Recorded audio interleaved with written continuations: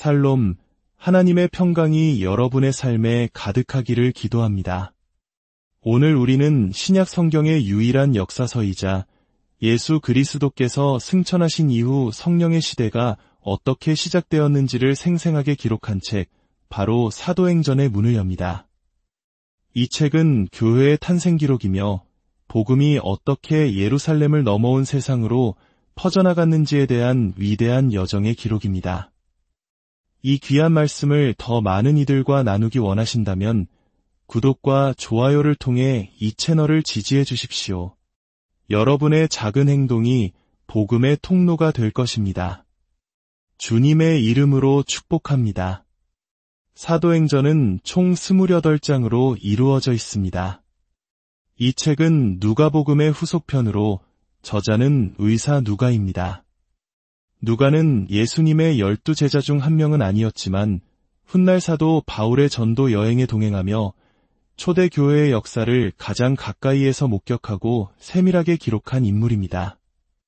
그는 누가복음에서 예수님의 탄생과 사역, 죽음과 부활을 기록했고 이제 사도행전을 통해 그 이후의 이야기를 이어갑니다. 사도행전은 크게 두 부분으로 나눌 수 있습니다. 한 장부터 12장까지는 사도 베드로를 중심으로 예루살렘과 유대 지역에서 교회가 어떻게 세워지고 성장했는지를 보여줍니다.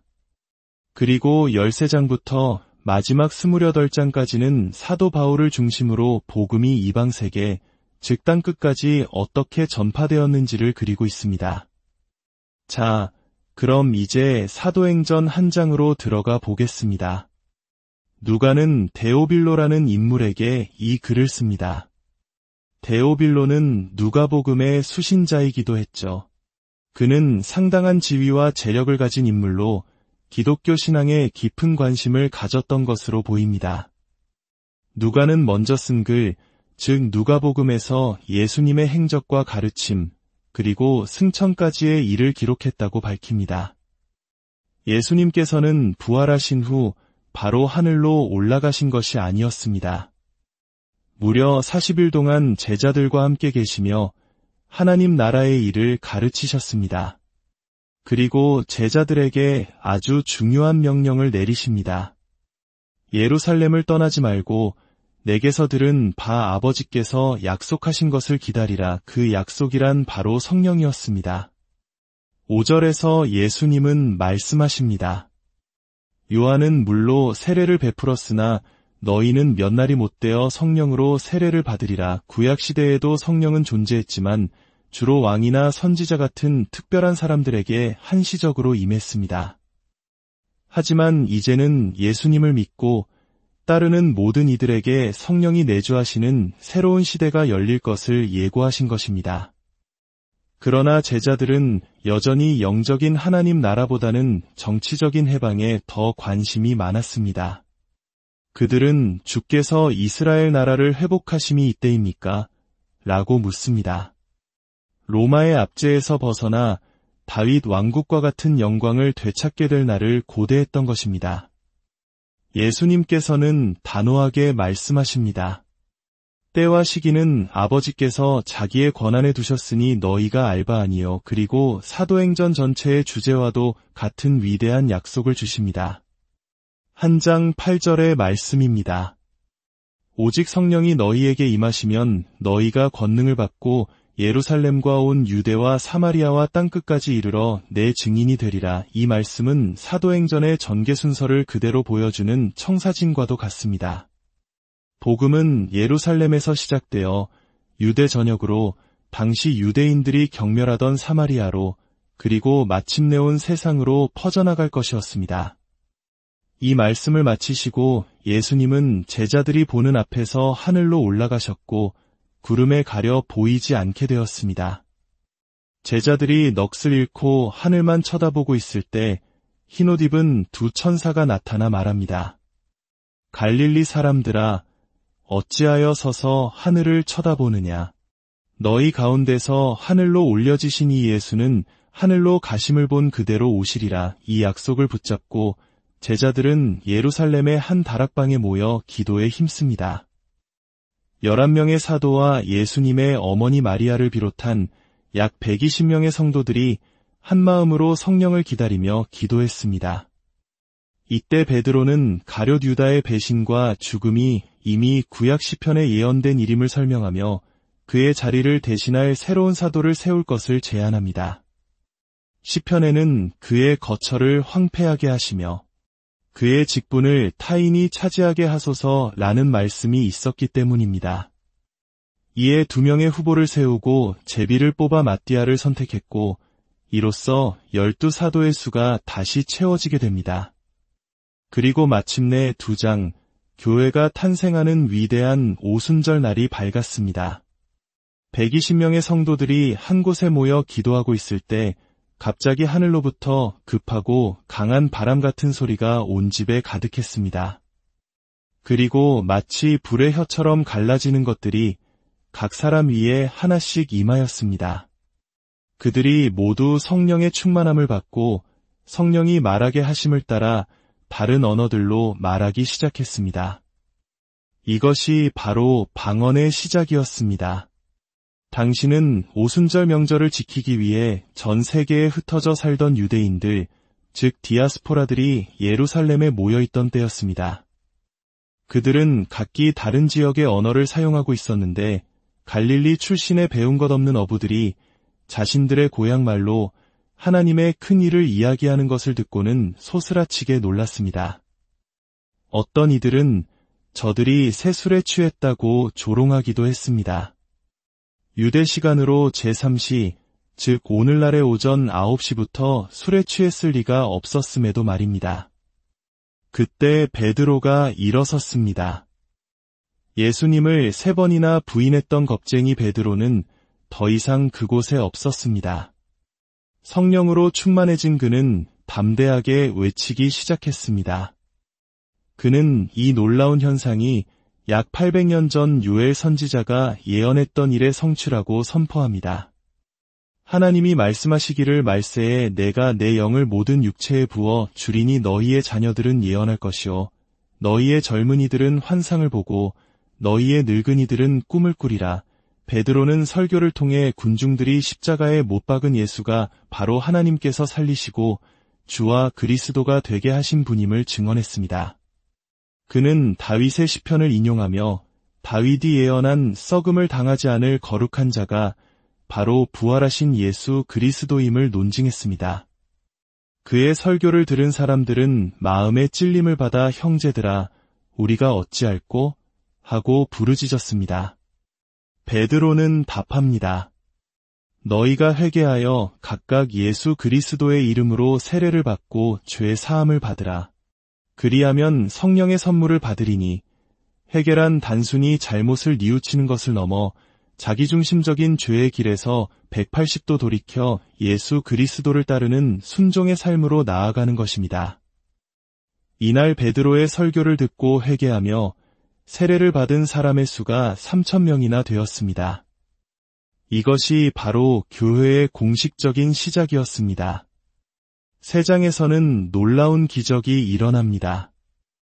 오후 3시 기도 시간에 베드로와 요한이 성전으로 올라가고 있었습니다. 성전의 미문이라 불리는 아름다운 문 앞에는 태어날 때부터 걷지 못하던 사람이 앉아 구걸을 하고 있었습니다. 그는 40년 동안 매일 그 자리에서 동냥을 하며 살아왔습니다. 그가 베드로와 요한에게도 구걸하자 베드로가 그를 주목하며 말합니다. 은과 금은 내게 없거니와 내게 있는 이것을 내게 주노니 나사렛 예수 그리스도의 이름으로 일어나 걸으라. 베드로가 그의 오른손을 잡아 일으키자 그의 발과 발목에 즉시 힘이 생겼습니다. 의사 누가의 기록답게 매우 구체적인 묘사입니다. 그는 뛰고 서서 걸으며 성전으로 들어가 하나님을 찬미했습니다. 40년간 그를 봐왔던 모든 사람들은 이 광경을 보고 경악을 금치 못했습니다. 이 일로 수많은 사람들이 솔로몬 행각이라 불리는 곳에 모여들자 베드로는 다시 한번 설교를 시작합니다. 그는 이 기적이 자신들의 능력으로 일어난 것이 아니라 바로 그들이 거부하고 죽였던 예수 그리스도의 이름을 믿는 믿음으로 말미암았다고 선포합니다. 그는 모세가 예언했던 나와 같은 선지자가 바로 예수님이심을 증거하며 다시 한번 회개를 촉구합니다. 그러나 이 일로 인해 종교 지도자들은 심기가 불편해졌습니다. 특히 부활을 믿지 않았던 사두개파 사람들은 예수의 이름으로 부활이 전파되는 것을 몹시 싫어했습니다. 그들은 베드로와 요한을 잡아 가두었습니다. 다음 날 사내들인 공회 앞에 선 그들에게 대제사장은 묻습니다. 너희가 무슨 권세와 누구의 이름으로 이 일을 행하였느냐? 베드로는 성령이 충만하여 담대하게 대답합니다. 너희가 십자가에 못 박고 하나님이 죽은 자 가운데서 살리신 나사렛 예수 그리스도의 이름으로 이 사람이 건강하게 되어 너희 앞에 섰느니라. 이 예수는 너희 건축자들이 버린 돌로서 집 모퉁이의 머릿돌이 되었느니라. 그리고 기독교 신앙의 핵심을 선포합니다. 다른 이로서는 구원을 받을 수 없나니 천하 사람 중에 구원을 받을 만한 다른 이름을 우리에게 주신 일이 없음이라. 공회 의원들은 본래 학문이 없는 평범한 어부였던 그들이 담대하게 말하는 것을 보고 놀랐습니다. 또한 병 나은 사람이 곁에 서 있는 명백한 증거 때문에 아무런 반박도 할 수 없었습니다. 그들은 다만 두 사람을 위협하며 다시는 예수의 이름으로 말하지 말라고 경고할 뿐이었습니다. 하지만 베드로와 요한은 이렇게 대답합니다. 하나님 앞에서 너희의 말을 듣는 것이 하나님의 말씀을 듣는 것보다 옳은가 판단하라. 우리는 보고 들은 것을 말하지 아니할 수 없다. 풀려난 사도들이 돌아와 모든 일을 알리자 성도들은 한마음으로 하나님께 기도했습니다. 주여, 이제도 그들의 위협함을 굽어보시옵고 종들로 하여금 담대히 하나님의 말씀을 전하게 하여 주시오며 예수의 이름으로 병을 낫게 하시고 표적과 기사가 이루어지게 하옵소서. 기도를 마치자 모인 곳이 진동하더니 무리가 다 성령이 충만하여 담대히 하나님의 말씀을 전했습니다. 초대 교회 공동체는 놀라운 사랑으로 하나가 되었습니다. 믿는 무리가 한 마음과 한 뜻이 되어 모든 물건을 서로 통용하고 자기 재물을 조금도 자기 것이라 하는 이가 없었습니다. 밭과 집을 판 사람들은 그 값을 사도들의 발 앞에 두었고 사도들은 각 사람의 필요에 따라 나누어 주었습니다. 그중 대표적인 인물이 바로 바나바였습니다. 그는 자기 밭을 팔아 그 값을 사도들 앞에 내어놓았습니다. 그러나 5장에서는 교회의 순결을 위협하는 어두운 사건이 발생합니다. 아나니아와 그의 아내 삽비라라는 사람이 바나바의 행동을 보고 자신들도 명성을 얻고 싶었던 것 같습니다. 그들은 소유를 팔았지만 그 값에서 얼마를 감추고 일부만 사도들 앞에 가져와 전부인 것처럼 속였습니다. 성령이 충만했던 베드로는 그들의 거짓을 꿰뚫어 보았습니다. 그는 아나니아에게 어찌하여 사탄이 내 마음에 가득하여 내가 성령을 속이고 땅값 얼마를 감추었느냐고 책망합니다. 베드로는 그들의 죄가 단순히 돈을 덜 낸 것이 아니라 사람에게 거짓말한 것이 아니요 하나님께 거짓말한 것이라고 지적했습니다. 이 말을 듣자 아나니아는 그 자리에서 즉시 쓰러져 죽었습니다. 3시간쯤 지나 그의 아내 삽비라가 들어왔습니다. 그녀 역시 남편과 똑같이 땅값이 이것뿐이라고 거짓말을 했고 베드로의 책망을 들은 후 즉시 죽음을 맞이했습니다. 이 일로 온 교회와 이 소문을 듣는 사람들이 다 크게 두려워하게 되었습니다. 하나님께서는 이 사건을 통해 이제 막 시작된 교회가 얼마나 거룩하고 진실해야 하는지를 분명히 보여주신 것입니다. 사도들을 통한 표적과 기사는 계속해서 일어났고 믿는 사람의 수가 점점 더 많아졌습니다. 이에 시기심이 가득한 대제사장과 사두개파 사람들은 다시 사도들을 잡아오게 가두었습니다. 그러나 그날 밤 주의 사자가 옥문을 열고 그들을 이끌어내며 말합니다. 가서 성전에 서서 이 생명의 말씀을 다 백성에게 말하라. 다음 날 아침 공회는 텅 빈 감옥 소식을 듣고 당황했습니다. 그리고 사도들이 성전에서 백성을 가르치고 있다는 보고를 받습니다. 그들은 다시 사도들을 공회로 끌고 왔습니다. 대제사장이 예수의 이름으로 가르치지 말라고 엄하게 명령했는데 너희가 너희 가르침을 예루살렘에 가득하게 하니 이 사람의 피를 우리에게로 돌리고자 함이로다라며 분노했습니다. 베드로와 사도들은 다시 한번 선포합니다. 사람보다 하나님께 순종하는 것이 마땅하니라. 너희가 나무에 달아 죽인 예수를 우리 조상의 하나님이 살리시고 이스라엘에게 회개함과 죄 사함을 주시려고 그를 오른손으로 높이사 임금과 구주로 삼으셨느니라. 우리는 이 일의 증인이여 하나님이 자기에게 순종하는 사람들에게 주신 성령도 그러하니라. 이 말을 들은 공회의원들은 격노하여 사도들을 죽이려 했습니다. 그때 모든 백성에게 존경받는 율법교사 바리새인 가말리엘이 일어났습니다. 그는 훗날 사도 바울의 스승이기도 한 인물입니다. 그는 사도들을 잠시 밖으로 내보내게 한 뒤 공회에 지혜로운 조언을 합니다. 이 사람들을 상관하지 말고 버려두라. 이 사상과 이 소행이 사람으로부터 났으면 무너질 것이요 만일 하나님께로부터 났으면 너희가 그들을 무너뜨릴 수 없겠고 도리어 너희가 하나님을 대적하는 자가 될까 하노라. 공회는 그의 말을 옳게 여겨 사도들을 채찍질하며 다시는 예수의 이름으로 말하지 말라고 경고한 뒤 놓아주었습니다. 사도들은 예수의 이름을 위하여 능욕받는 일에 합당한 자로 여기심을 기뻐하며 공회 앞을 떠났습니다. 그리고 날마다 성전에 있든지 집에 있든지 예수는 그리스도라고 가르치기와 전도하기를 그치지 않았습니다. 6장에 이르러 교회 내부에 새로운 문제가 발생합니다. 성도의 수가 많아지자 구제 문제로 헬라파 유대인 과부들과 히브리파 유대인들 사이에 불평이 생겨난 것입니다. 당시 헬라파 유대인들은 외국에서 태어나 자라다 돌아온 이들이었고 히브리파 유대인들은 본토 출신이었습니다. 아마도 구제 분배 과정에서 소외감이 있었던 것 같습니다. 이때 12사도는 모든 제자를 불러 모아 말합니다. 우리가 하나님의 말씀을 제쳐놓고 접대를 일삼는 것이 마땅하지 아니하니 너희 가운데서 성령과 지혜가 충만하여 칭찬받는 사람 7을 택하라. 우리는 오로지 기도하는 일과 말씀 사역에 힘쓰리라. 이는 초대교회의 중요한 조직적 발전이었습니다. 사도들은 본질적인 사역에 집중하고 다른 중요한 사역은 은사를 가진 다른 사람들에게 위임한 것입니다. 이렇게 세워진 7명의 일꾼 중에는 스데반과 빌립이 있었습니다. 그 결과 하나님의 말씀은 점점 더 왕성하여 예루살렘에 있는 제자의 수가 심히 많아지고 허다한 제사장의 무리까지도 이 도에 복종하게 되었습니다. 놀라운 부흥이었습니다. 그중 스데반은 은혜와 권능이 충만하여 큰 기사와 표적을 민간에 행했습니다.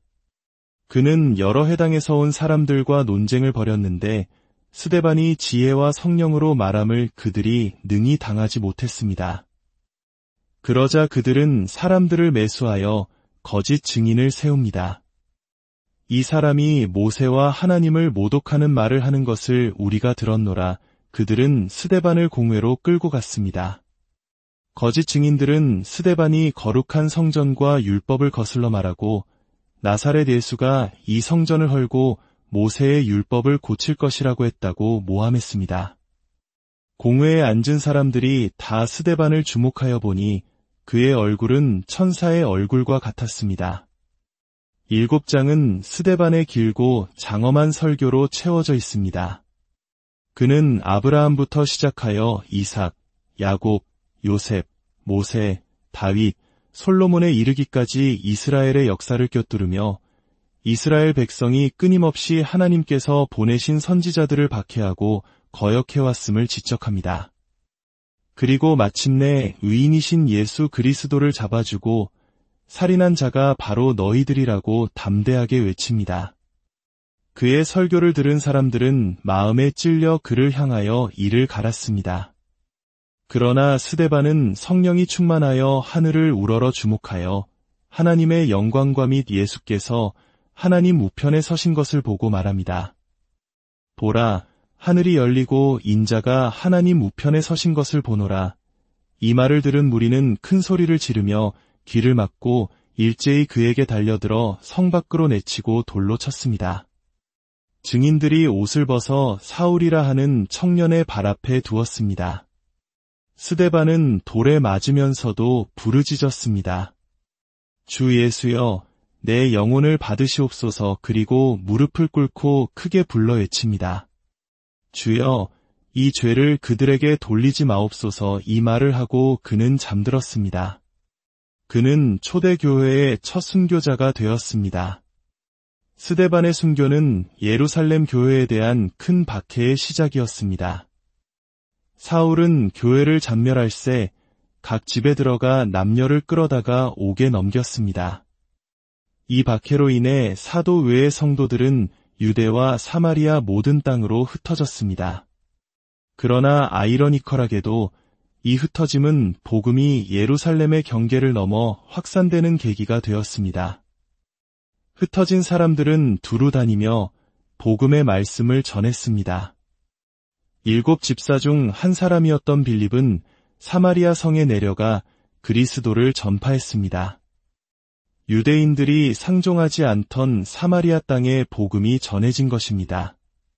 많은 사람들이 빌립의 말을 듣고 그가 행하는 표적을 보며 한마음으로 그를 따랐고 그 성에 큰 기쁨이 있었습니다. 한편 스데반의 순교 현장에 있었던 청년 사울은 여전히 주의 제자들에 대하여 이협과 살기가 등등했습니다. 그는 다메섹에 있는 그리스도인들까지 잡아오기 위해 대제사장에게 공문을 받아 길을 떠납니다. 9장은 바로 이 박해자 사울이 위대한 사도 바울로 변화되는 극적인 회심의 장면을 기록합니다. 다메섹으로 가던 사울에게 호련히 하늘로부터 강한 빛이 그를 둘러 비쳤습니다. 그는 땅에 엎드러져 사울아, 사울아, 내가 어찌하여 나를 박해하느냐 하는 음성을 들었습니다. 사울이 주여, 누구시니이까? 라고 묻자 나는 내가 박해하는 예수라는 대답이 들려왔습니다. 교회를 박해하는 것이 곧 예수님 자신을 박해하는 것임을 깨닫게 된 순간이었습니다. 이 사건으로 사울은 눈이 멀게 되었고 사람들의 손에 끌려 다메섹으로 들어갔습니다. 그는 사흘 동안 보지도 못하고 먹지도 마시지도 않았습니다. 하나님께서는 아나니아라는 제자에게 나타나 사울에게 가서 안수하라고 명령하십니다. 아나니아는 그의 악명을 듣고 두려워했지만 하나님께서는 가라. 이 사람은 내 이름을 이방인과 임금들과 이스라엘 자손들에게 전하기 위하여 택한 나의 그릇이라고 말씀하셨습니다. 아나니아가 순종하여 사울에게 안수하자 그의 눈에서 비늘 같은 것이 벗어져 다시 보게 되었고 그는 즉시 세례를 받고 성령으로 충만해졌습니다. 그 후 사울은 즉시로 각 회당에서 예수가 하나님의 아들이심을 전파했습니다. 그의 변화에 모든 사람이 놀랐습니다. 불과 며칠 전까지만 해도 그리스도인들을 잡아 죽이려던 그가 이제는 그리스도를 증언하는 가장 열정적인 전도자가 된 것입니다. 사도행전의 초점은 다시 베드로에게로 돌아갑니다. 베드로는 욥바라는 곳에서 답이다. 혹은 도르가라 불리는 여제자가 죽었다는 소식을 듣고 그곳으로 갑니다. 그녀는 선행과 구제에 힘쓰던 사람이었습니다. 베드로는 무릎을 꿇고 기도한 뒤 시체를 향하여 다비다야 일어나라고 말했고 죽었던 그녀가 눈을 떠 일어나는 기적이 일어났습니다. 그리고 10장 이방인 선교의 문을 여는 결정적인 사건이 일어납니다. 가이사랴에 고넬료라는 로마 군대의 백부장이 있었습니다. 그는 이방인이었지만 하나님을 경외하고 기도에 힘쓰는 사람이었습니다. 어느 날 천사가 그에게 나타나 욥바에 있는 베드로를 청하라고 말합니다. 같은 시각 욥바에서 기도하던 베드로는 환상을 봅니다. 하늘에서 큰 보자기 같은 그릇이 내려오는데 그 안에는 율법에서 부정한 것으로 규정한 온갖 짐승들이 들어있었습니다. 베드로야, 일어나 잡아먹어라는 음성이 들렸지만 유대인으로서 율법을 철저히 지켜온 베드로는 주여, 그럴 수 없나이다 라고 거부합니다. 그러자 하나님께서 깨끗하게 하신 것을 내가 속되다 하지 말라는 음성이 들렸고 이런 일이 3번 반복되었습니다. 베드로가 그 환상의 의미를 고민하고 있을 때 고넬료가 보낸 사람들이 도착했습니다. 성령께서 베드로에게 의심하지 말고 함께 가라고 말씀하셨고 베드로는 순종하여 그들을 따라 고넬료의 집으로 갑니다. 유대인이 이방인의 집에 들어가는 것은 율법적으로 금지된 일이었지만 베드로는 이제 깨닫게 되었습니다. 그는 고넬료와 그의 가족들 앞에서 선포합니다. 내가 참으로 하나님은 사람의 외모를 보지 아니하시고 각 나라 중 하나님을 경외하며 의를 행하는 사람은 다 받으시는 줄 깨달았도다. 베드로가 예수 그리스도의 복음을 전하는 동안 말씀을 듣는 모든 이방인들에게 성령이 내려오셨습니다. 그들이 방언을 말하며 하나님을 높이는 것을 보고 베드로와 함께 온 유대인 신자들은 이방인에게도 성령을 부어주심에 크게 놀랐습니다. 이는 유대인과 이방인을 나누던 장벽이 예수 그리스도 안에서 완전히 허물어졌음을 보여주는 하나님의 명백한 증거였습니다. 11장에서 베드로는 예루살렘으로 돌아와 이방인과 교제한 일로 할례자들의 비난을 받습니다. 그러나 그가 하나님께서 보여주신 환상과 고넬료의 집에서 일어난 모든 일을 차근차근 설명하자 그들은 잠잠해졌고 하나님께 영광을 돌리며 그러면 하나님께서 이방인에게도 생명 얻는 회개를 주셨도다 라고 말하게 됩니다. 한편 스데반의 일로 흩어진 자들 중 일부는 안디옥까지 이르러 복음을 전했습니다. 그들은 유대인뿐만 아니라 헬라인에게도 주 예수를 전파했는데 주의 손이 그들과 함께 하심에 수많은 사람들이 믿고 주께로 돌아왔습니다. 예루살렘 교회는 이 소식을 듣고 바나바를 안디옥으로 파송합니다. 바나바는 그곳에서 큰 부흥을 목격하고 다소에 있던 사울을 찾아가 함께 안디옥 교회에서 1년간 가르쳤습니다. 제자들이 안디옥에서 비로소 그리스도인이라 불리게 된 것이 바로 이때였습니다. 안디옥 교회는 이방인 선교의 중심지로 성장하게 됩니다. 12장은 다시 한번 교회가 겪는 극심한 박해를 보여줍니다. 헤롯 아그리빠 1세가 유대인들의 환심을 사기 위해 교회를 박해하기 시작합니다. 그는 요한의 형제 야고보를 칼로 죽였고 유대인들이 기뻐하는 것을 보고 베드로마저 잡아오게 가두었습니다. 교회는 그를 위하여 간절히 하나님께 기도했습니다. 헤롯이 베드로를 처형하기로 한 전날 밤 베드로는 두 군인 틈에서 두 쇠사슬에 매여 잠을 자고 있었습니다. 그때 주의 사자가 나타나 베드로의 옆구리를 쳐 깨우며 급히 일어나라고 말하자 쇠사슬이 그의 손에서 저절로 벗어졌습니다. 천사의 인도를 따라 베드로는 감옥문들을 무사히 통과하여 밖으로 나왔습니다. 그는 마가라 하는 요한의 어머니 마리아의 집에 모여 기도하던 성도들에게로 갔습니다. 그들은 풀려난 베드로를 보고도 믿지 못할 정도로 놀라워하며 하나님께 영광을 돌렸습니다. 이 사건 이후 헤롯 왕은 자신에게 아첨하며 이것은 신의 소리요 사람의 소리가 아니라 고 외치는 백성들의 칭송을 받으며 교만해졌습니다. 그가 영광을 하나님께 돌리지 아니하므로 주의 사자가 그를 친히 벌레에게 먹혀 죽었습니다. 그러나 박해와 위협 속에서도 하나님의 말씀은 흥왕하여 더하더라. 12장은 이렇게 끝을 맺습니다. 바나바와 사울은 예루살렘에 구제 헌금을 전달하는 임무를 마치고 마가 요한을 데리고 다시 선교의 중심지 안디옥으로 돌아옵니다. 이제 곧 사도행전의 후반부 사도 바울의 위대한 전도 여행이 시작될 것을 예고하면서 말입니다. 오늘 우리가 함께 나눈 사도행전 한 장에서 12장까지의 말씀은 성령께서 어떻게 교회를 탄생시키시고 온갖 박해와 어려움 속에서도 복음을 예루살렘과 유대와 사마리아까지 놀랍게 확장시키셨는지를 보여줍니다. 이 모든 역사의 주관자는 사람이 아니라 바로 살아계신 하나님과 그분의 영이신 성령님이십니다. 오늘 우리가 함께 나눈 사도행전의 말씀처럼 성령께서 여러분의 삶을 이끄시고 어떤 어려움 속에서도 담대하게 믿음의 길을 걷는 증인이 되게 하시기를 주님의 이름으로 샬롬, 하나님의 평강이 여러분의 삶에 가득하기를 기도합니다.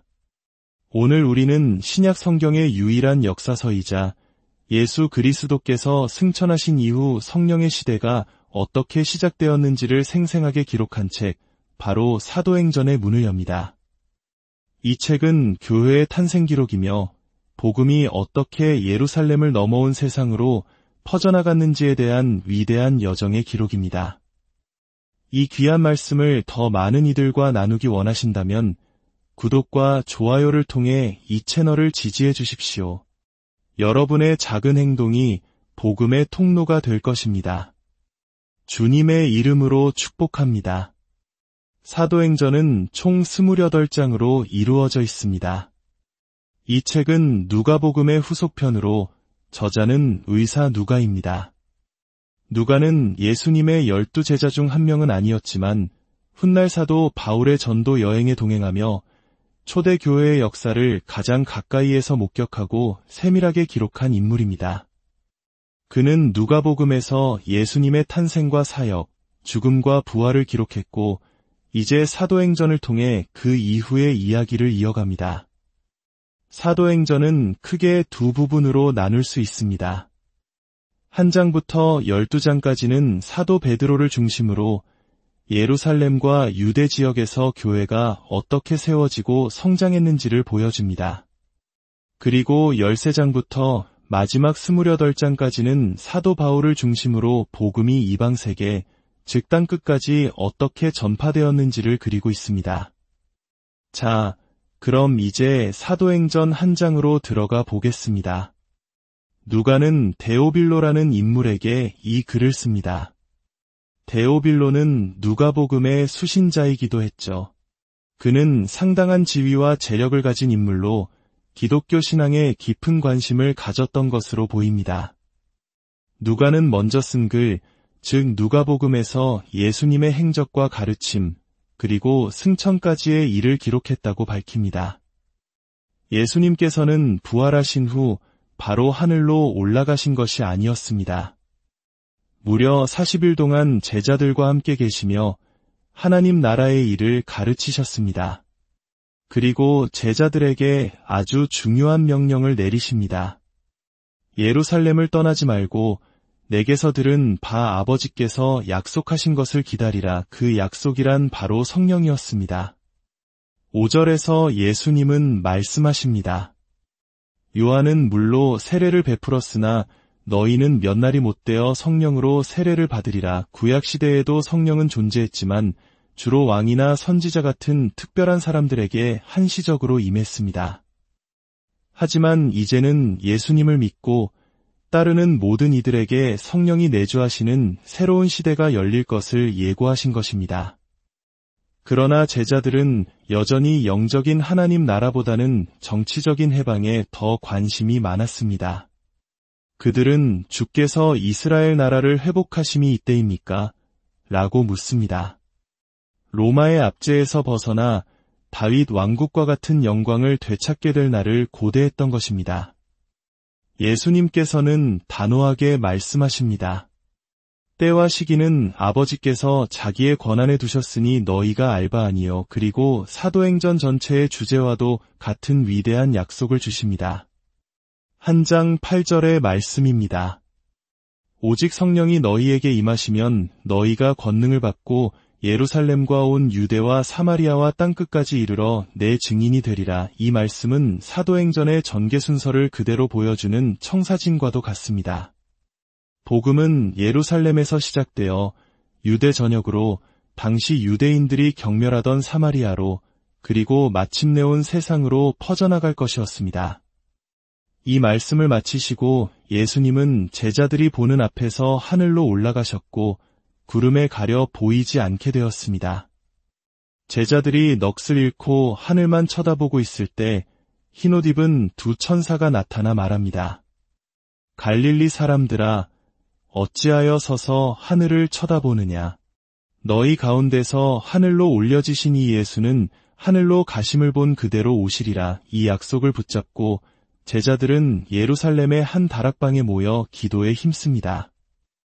11명의 사도와 예수님의 어머니 마리아를 비롯한 약 120명의 성도들이 한마음으로 성령을 기다리며 기도했습니다.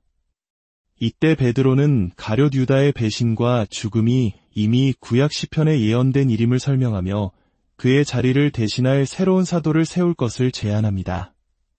시편에는 그의 거처를 황폐하게 하시며 그의 직분을 타인이 차지하게 하소서라는 말씀이 있었기 때문입니다. 이에 2명의 후보를 세우고 제비를 뽑아 마띠아를 선택했고 이로써 12사도의 수가 다시 채워지게 됩니다. 그리고 마침내 2장, 교회가 탄생하는 위대한 오순절 날이 밝았습니다. 120명의 성도들이 한 곳에 모여 기도하고 있을 때 갑자기 하늘로부터 급하고 강한 바람 같은 소리가 온 집에 가득했습니다. 그리고 마치 불의 혀처럼 갈라지는 것들이 각 사람 위에 하나씩 임하였습니다.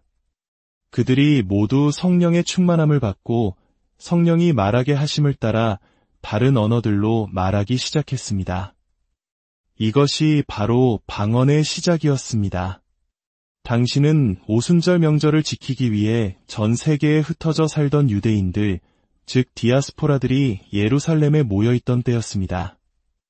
그들은 각기 다른 지역의 언어를 사용하고 있었는데 갈릴리 출신의 배운 것 없는 어부들이 자신들의 고향말로 하나님의 큰 일을 이야기하는 것을 듣고는 소스라치게 놀랐습니다.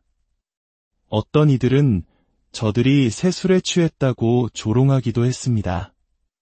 유대 시간으로 제3시, 즉 오늘날의 오전 9시부터 술에 취했을 리가 없었음에도 말입니다. 그때 베드로가 일어섰습니다. 예수님을 3번이나 부인했던 겁쟁이 베드로는 더 이상 그곳에 없었습니다. 성령으로 충만해진 그는 담대하게 외치기 시작했습니다. 그는 이 놀라운 현상이 약 800년 전 요엘 선지자가 예언했던 일의 성취라고 선포합니다. 하나님이 말씀하시기를 말세에 내가 내 영을 모든 육체에 부어 주리니 너희의 자녀들은 예언할 것이요 너희의 젊은이들은 환상을 보고 너희의 늙은이들은 꿈을 꾸리라. 베드로는 설교를 통해 군중들이 십자가에 못 박은 예수가 바로 하나님께서 살리시고 주와 그리스도가 되게 하신 분임을 증언했습니다.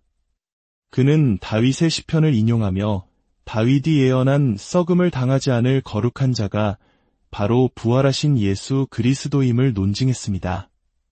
그의 설교를 들은 사람들은 마음에 찔림을 받아 형제들아 우리가 어찌할꼬? 하고 부르짖었습니다. 베드로는 답합니다. 너희가 회개하여 각각 예수 그리스도의 이름으로 세례를 받고 죄 사함을 받으라.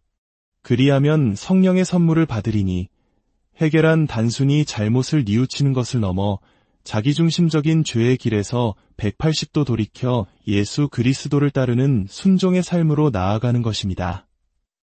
이날 베드로의 설교를 듣고 회개하며 세례를 받은 사람의 수가 3,000명이나 되었습니다. 이것이 바로 교회의 공식적인 시작이었습니다. 세 장에서는 놀라운 기적이 일어납니다. 오후 3시 기도 시간에 베드로와 요한이 성전으로 올라가고 있었습니다. 성전의 미문이라 불리는 아름다운 문 앞에는 태어날 때부터 걷지 못하던 사람이 앉아 구걸을 하고 있었습니다. 그는 40년 동안 매일 그 자리에서 동냥을 하며 살아왔습니다. 그가 베드로와 요한에게도 구걸하자 베드로가 그를 주목하며 말합니다.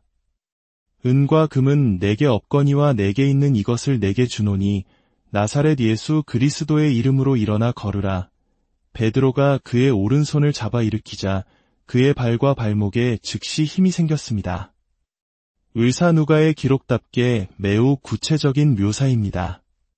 그는 뛰고 서서 걸으며 성전으로 들어가 하나님을 찬미했습니다. 40년간 그를 봐왔던 모든 사람들은 이 광경을 보고 경악을 금치 못했습니다.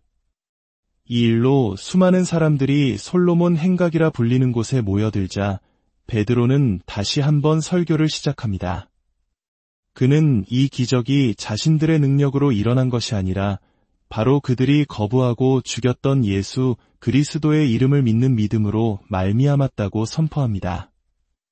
그는 모세가 예언했던 나와 같은 선지자가 바로 예수님이심을 증거하며 다시 한번 회개를 촉구합니다. 그러나 이 일로 인해 종교 지도자들은 심기가 불편해졌습니다. 특히 부활을 믿지 않았던 사두개파 사람들은 예수의 이름으로 부활이 전파되는 것을 몹시 싫어했습니다. 그들은 베드로와 요한을 잡아 가두었습니다. 다음 날 사내들인 공회 앞에 선 그들에게 대제사장은 묻습니다. 너희가 무슨 권세와 누구의 이름으로 이 일을 행하였느냐? 베드로는 성령이 충만하여 담대하게 대답합니다. 너희가 십자가에 못 박고 하나님이 죽은 자 가운데서 살리신 나사렛 예수 그리스도의 이름으로 이 사람이 건강하게 되어 너희 앞에 섰느니라. 이 예수는 너희 건축자들이 버린 돌로서 집 모퉁이의 머릿돌이 되었느니라. 그리고 기독교 신앙의 핵심을 선포합니다. 다른 이로서는 구원을 받을 수 없나니 천하 사람 중에 구원을 받을 만한 다른 이름을 우리에게 주신 일이 없음이라. 공회 의원들은 본래 학문이 없는 평범한 어부였던 그들이 담대하게 말하는 것을 보고 놀랐습니다. 또한 병 나은 사람이 곁에 서 있는 명백한 증거 때문에 아무런 반박도 할 수 없었습니다. 그들은 다만 두 사람을 위협하며 다시는 예수의 이름으로 말하지 말라고 경고할 뿐이었습니다. 하지만 베드로와 요한은 이렇게 대답합니다. 하나님 앞에서 너희의 말을 듣는 것이 하나님의 말씀을 듣는 것보다 옳은가 판단하라. 우리는 보고 들은 것을 말하지 아니할 수 없다. 풀려난 사도들이 돌아와 모든 일을 알리자 성도들은 한 마음으로 하나님께 기도했습니다. 주여, 이제도 그들의 위협함을 굽어보시옵고 종들로 하여금 담대히 하나님의 말씀을 전하게 하여 주시오며 예수의 이름으로 병을 낫게 하시고 표적과 기사가 이루어지게 하옵소서. 기도를 마치자 모인 곳이 진동하더니 무리가 다 성령이 충만하여 담대히 하나님의 말씀을 전했습니다. 초대 교회 공동체는 놀라운 사랑으로 하나가 되었습니다. 믿는 무리가 한 마음과 한 뜻이 되어 모든 물건을 서로 통용하고 자기 재물을 조금도 자기 것이라 하는 이가 없었습니다. 밭과 집을 판 사람들은 그 값을 사도들의 발 앞에 두었고 사도들은 각 사람의 필요에 따라 나누어 주었습니다. 그중 대표적인 인물이 바로 바나바였습니다. 그는 자기 밭을 팔아 그 값을 사도들 앞에 내어놓았습니다. 그러나 5장에서는 교회의 순결을 위협하는 어두운 사건이 발생합니다. 아나니아와 그의 아내 삽비라라는 사람이 바나바의 행동을 보고 자신들도 명성을 얻고 싶었던 것 같습니다. 그들은 소유를 팔았지만 그 값에서 얼마를 감추고 일부만 사도들 앞에 가져와 전부인 것처럼 속였습니다. 성령이 충만했던 베드로는 그들의 거짓을 꿰뚫어 보았습니다. 그는 아나니아에게 어찌하여 사탄이 내 마음에 가득하여 내가 성령을 속이고 땅값 얼마를 감추었느냐고 책망합니다. 베드로는 그들의 죄가 단순히 돈을 덜 낸 것이 아니라 사람에게 거짓말한 것이 아니요 하나님께 거짓말한 것이라고 지적했습니다. 이 말을 듣자 아나니아는 그 자리에서 즉시 쓰러져 죽었습니다. 3시간쯤 지나 그의 아내 삽비라가 들어왔습니다. 그녀 역시 남편과 똑같이 땅값이 이것뿐이라고 거짓말을 했고 베드로의 책망을 들은 후 즉시 죽음을 맞이했습니다. 이 일로 온 교회와 이 소문을 듣는 사람들이 다 크게 두려워하게 되었습니다. 하나님께서는 이 사건을 통해 이제 막 시작된 교회가 얼마나 거룩하고 진실해야 하는지를 분명히 보여주신 것입니다. 사도들을 통한 표적과 기사는 계속해서 일어났고 믿는 사람의 수가 점점 더 많아졌습니다. 이에 시기심이 가득한 대제사장과 사두개파 사람들은 다시 사도들을 잡아오게 가두었습니다. 그러나 그날 밤 주의 사자가 옥문을 열고 그들을 이끌어내며 말합니다. 가서 성전에 서서 이 생명의 말씀을 다 백성에게 말하라. 다음 날 아침 공회는 텅 빈 감옥 소식을 듣고 당황했습니다. 그리고 사도들이 성전에서 백성을 가르치고 있다는 보고를 받습니다. 그들은 다시 사도들을 공회로 끌고 왔습니다. 대제사장이 예수의 이름으로 가르치지 말라고 엄하게 명령했는데 너희가 너희 가르침을 예루살렘에 가득하게 하니 이 사람의 피를 우리에게로 돌리고자 함이로다라며 분노했습니다. 베드로와 사도들은 다시 한번 선포합니다. 사람보다 하나님께 순종하는 것이 마땅하니라. 너희가 나무에 달아 죽인 예수를 우리 조상의 하나님이 살리시고 이스라엘에게 회개함과 죄 사함을 주시려고 그를 오른손으로 높이사 임금과 구주로 삼으셨느니라. 우리는 이 일의 증인이여 하나님이 자기에게 순종하는 사람들에게 주신 성령도 그러하니라. 이 말을 들은 공회의원들은 격노하여 사도들을 죽이려 했습니다. 그때 모든 백성에게 존경받는 율법교사 바리새인 가말리엘이 일어났습니다. 그는 훗날 사도 바울의 스승이기도 한 인물입니다. 그는 사도들을 잠시 밖으로 내보내게 한 뒤 공회에 지혜로운 조언을 합니다. 이 사람들을 상관하지 말고 버려두라. 이 사상과 이 소행이 사람으로부터 났으면 무너질 것이요 만일 하나님께로부터 났으면 너희가 그들을 무너뜨릴 수 없겠고 도리어 너희가 하나님을 대적하는 자가 될까 하노라. 공회는 그의 말을 옳게 여겨 사도들을 채찍질하며 다시는 예수의 이름으로 말하지 말라고 경고한 뒤 놓아주었습니다. 사도들은 예수의 이름을 위하여 능욕받는 일에 합당한 자로 여기심을 기뻐하며 공회 앞을 떠났습니다. 그리고 날마다 성전에 있든지 집에 있든지 예수는 그리스도라고 가르치기와 전도하기를 그치지 않았습니다. 6장에 이르러 교회 내부에 새로운 문제가 발생합니다. 성도의 수가 많아지자 구제 문제로 헬라파 유대인 과부들과 히브리파 유대인들 사이에 불평이 생겨난 것입니다. 당시 헬라파 유대인들은 외국에서 태어나 자라다 돌아온 이들이었고 히브리파 유대인들은 본토 출신이었습니다. 아마도 구제 분배 과정에서 소외감이 있었던 것 같습니다. 이때 12사도는 모든 제자를 불러 모아 말합니다. 우리가 하나님의 말씀을 제쳐놓고 접대를 일삼는 것이 마땅하지 아니하니 너희 가운데서 성령과 지혜가 충만하여 칭찬받는 사람 7을 택하라. 우리는 오로지 기도하는 일과 말씀 사역에 힘쓰리라. 이는 초대교회의 중요한 조직적 발전이었습니다. 사도들은 본질적인 사역에 집중하고 다른 중요한 사역은 은사를 가진 다른 사람들에게 위임한 것입니다. 이렇게 세워진 7명의 일꾼 중에는 스데반과 빌립이 있었습니다. 그 결과 하나님의 말씀은 점점 더 왕성하여 예루살렘에 있는 제자의 수가 심히 많아지고 허다한 제사장의 무리까지도 이 도에 복종하게 되었습니다. 놀라운 부흥이었습니다. 그중 스데반은 은혜와 권능이 충만하여 큰 기사와 표적을 민간에 행했습니다. 그는 여러 회당에서 온 사람들과 논쟁을 벌였는데 스데반이 지혜와 성령으로 말함을 그들이 능히 당하지 못했습니다. 그러자 그들은 사람들을 매수하여 거짓 증인을 세웁니다. 이 사람이 모세와 하나님을 모독하는 말을 하는 것을 우리가 들었노라. 그들은 스데반을 공회로 끌고 갔습니다. 거짓 증인들은 스데반이 거룩한 성전과 율법을 거슬러 말하고 나사렛 예수가 이 성전을 헐고 모세의 율법을 고칠 것이라고 했다고 모함했습니다. 공회에 앉은 사람들이 다 스데반을 주목하여 보니 그의 얼굴은 천사의 얼굴과 같았습니다.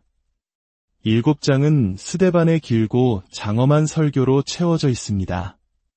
그는 아브라함부터 시작하여 이삭, 야곱, 요셉, 모세, 다윗, 솔로몬에 이르기까지 이스라엘의 역사를 꿰뚫으며 이스라엘 백성이 끊임없이 하나님께서 보내신 선지자들을 박해하고 거역해왔음을 지적합니다. 그리고 마침내 의인이신 예수 그리스도를 잡아주고 살인한 자가 바로 너희들이라고 담대하게 외칩니다. 그의 설교를 들은 사람들은 마음에 찔려 그를 향하여 이를 갈았습니다.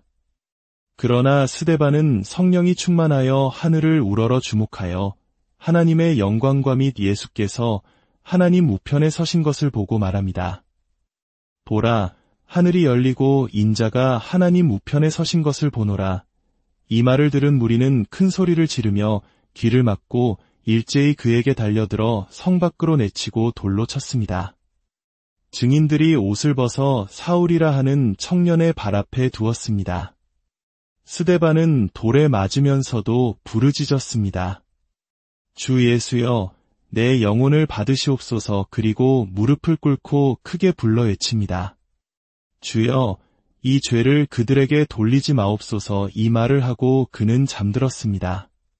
그는 초대교회의 첫 순교자가 되었습니다. 스데반의 순교는 예루살렘 교회에 대한 큰 박해의 시작이었습니다. 사울은 교회를 잔멸할새 각 집에 들어가 남녀를 끌어다가 옥에 넘겼습니다. 이 박해로 인해 사도 외의 성도들은 유대와 사마리아 모든 땅으로 흩어졌습니다. 그러나 아이러니컬하게도 이 흩어짐은 복음이 예루살렘의 경계를 넘어 확산되는 계기가 되었습니다. 흩어진 사람들은 두루 다니며 복음의 말씀을 전했습니다. 7 집사 중 한 사람이었던 빌립은 사마리아 성에 내려가 그리스도를 전파했습니다. 유대인들이 상종하지 않던 사마리아 땅에 복음이 전해진 것입니다. 많은 사람들이 빌립의 말을 듣고 그가 행하는 표적을 보며 한마음으로 그를 따랐고 그 성에 큰 기쁨이 있었습니다. 한편 스데반의 순교 현장에 있었던 청년 사울은 여전히 주의 제자들에 대하여 이협과 살기가 등등했습니다. 그는 다메섹에 있는 그리스도인들까지 잡아오기 위해 대제사장에게 공문을 받아 길을 떠납니다. 9장은 바로 이 박해자 사울이 위대한 사도 바울로 변화되는 극적인 회심의 장면을 기록합니다. 다메섹으로 가던 사울에게 호련히 하늘로부터 강한 빛이 그를 둘러 비쳤습니다. 그는 땅에 엎드러져 사울아, 사울아, 내가 어찌하여 나를 박해하느냐 하는 음성을 들었습니다. 사울이 주여, 누구시니이까? 라고 묻자 나는 내가 박해하는 예수라는 대답이 들려왔습니다. 교회를 박해하는 것이 곧 예수님 자신을 박해하는 것임을 깨닫게 된 순간이었습니다. 이 사건으로 사울은 눈이 멀게 되었고 사람들의 손에 끌려 다메섹으로 들어갔습니다. 그는 사흘 동안 보지도 못하고 먹지도 마시지도 않았습니다. 하나님께서는 아나니아라는 제자에게 나타나 사울에게 가서 안수하라고 명령하십니다. 아나니아는 그의 악명을 듣고 두려워했지만 하나님께서는 가라. 이 사람은 내 이름을 이방인과 임금들과 이스라엘 자손들에게 전하기 위하여 택한 나의 그릇이라고 말씀하셨습니다. 아나니아가 순종하여 사울에게 안수하자 그의 눈에서 비늘 같은 것이 벗어져 다시 보게 되었고 그는 즉시 세례를 받고 성령으로 충만해졌습니다. 그 후 사울은 즉시로 각 회당에서 예수가 하나님의 아들이심을 전파했습니다. 그의 변화에 모든 사람이 놀랐습니다. 불과 며칠 전까지만 해도 그리스도인들을 잡아 죽이려던 그가 이제는 그리스도를 증언하는 가장 열정적인 전도자가 된 것입니다. 사도행전의 초점은 다시 베드로에게로 돌아갑니다. 베드로는 욥바라는 곳에서 답이다. 혹은 도르가라 불리는 여제자가 죽었다는 소식을 듣고 그곳으로 갑니다. 그녀는 선행과 구제에 힘쓰던 사람이었습니다. 베드로는 무릎을 꿇고 기도한 뒤 시체를 향하여 다비다야, 일어나라고 말했고 죽었던 그녀가 눈을 떠 일어나는 기적이 일어났습니다. 그리고 10장, 이방인 선교의 문을 여는 결정적인 사건이 일어납니다. 가이사랴에 고넬료라는 로마 군대의 백부장이 있었습니다. 그는 이방인이었지만 하나님을 경외하고 기도에 힘쓰는 사람이었습니다. 어느 날 천사가 그에게 나타나 요빠에 있는 베드로를 청하라고 말합니다. 같은 시각 요빠에서 기도하던 베드로는 환상을 봅니다. 하늘에서 큰 보자기 같은 그릇이 내려오는데 그 안에는 율법에서 부정한 것으로 규정한 온갖 짐승들이 들어있었습니다. 베드로야, 일어나 잡아먹어라는 음성이 들렸지만 유대인으로서 율법을 철저히 지켜온 베드로는 주여, 그럴 수 없나이다 라고 거부합니다. 그러자 하나님께서 깨끗하게 하신 것을 내가 속되다 하지 말라는 음성이 들렸고 이런 일이 3번 반복되었습니다. 베드로가 그 환상의 의미를 고민하고 있을 때 고넬료가 보낸 사람들이 도착했습니다. 성령께서 베드로에게 의심하지 말고 함께 가라고 말씀하셨고 베드로는 순종하여 그들을 따라 고넬료의 집으로 갑니다. 유대인이 이방인의 집에 들어가는 것은 율법적으로 금지된 일이었지만 베드로는 이제 깨닫게 되었습니다. 그는 고넬료와 그의 가족들 앞에서 선포합니다. 내가 참으로 하나님은 사람의 외모를 보지 아니하시고 각 나라 중 하나님을 경외하며 의를 행하는 사람은 다 받으시는 줄 깨달았도다. 베드로가 예수 그리스도의 복음을 전하는 동안 말씀을 듣는 모든 이방인들에게 성령이 내려오셨습니다. 그들이 방언을 말하며 하나님을 높이는 것을 보고 베드로와 함께 온 유대인 신자들은 이방인에게도 성령을 부어주심에 크게 놀랐습니다. 이는 유대인과 이방인을 나누던 장벽이 예수 그리스도 안에서 완전히 허물어졌음을 보여주는 하나님의 명백한 증거였습니다. 11장에서 베드로는 예루살렘으로 돌아와 이방인과 교제한 일로 할례자들의 비난을 받습니다.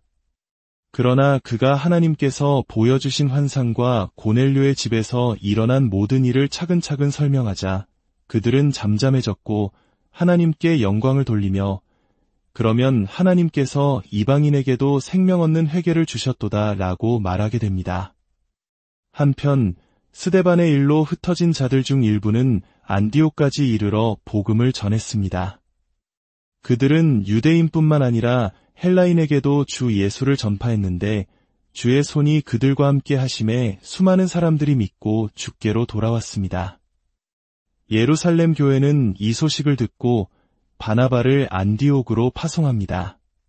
바나바는 그곳에서 큰 부흥을 목격하고 다소에 있던 사울을 찾아가 함께 안디옥 교회에서 1년간 가르쳤습니다. 제자들이 안디옥에서 비로소 그리스도인이라 불리게 된 것이 바로 이때였습니다. 안디옥 교회는 이방인 선교의 중심지로 성장하게 됩니다.